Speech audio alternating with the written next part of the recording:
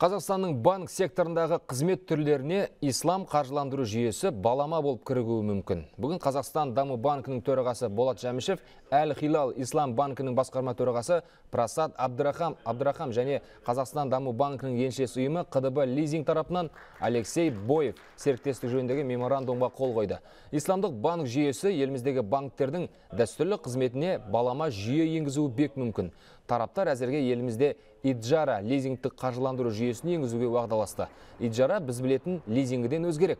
Ең бастысы несие беруші мен несие алушы әріптес ретінде жұмыс істейді. Демек пайданы да шығынды да бірге көтереді.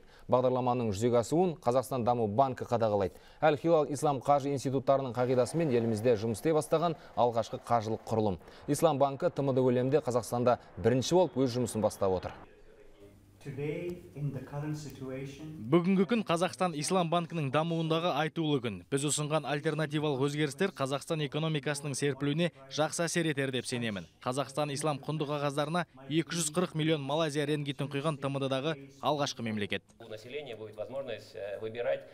Тұрғындарға таңдау жасауға мүмкіндік беріп отырмыз. Олар не дәстүрлі лизингіге жүгінеді, не иджараны таңдайды. Біз алдымызға қаржы өнімдерін қатарын кеңейту мақсатын қойдық. Оның ішінде еншілес компаниямыз арқылы иджара ислам қаржыландыруын енгіздік. Өз кезегінде Әл-Хилал банкі бізге методологиялық көмек көрсетіп отыр. Айта кетейін, исламдық банкингінің конфессиялық ерекшеліктері жоқ.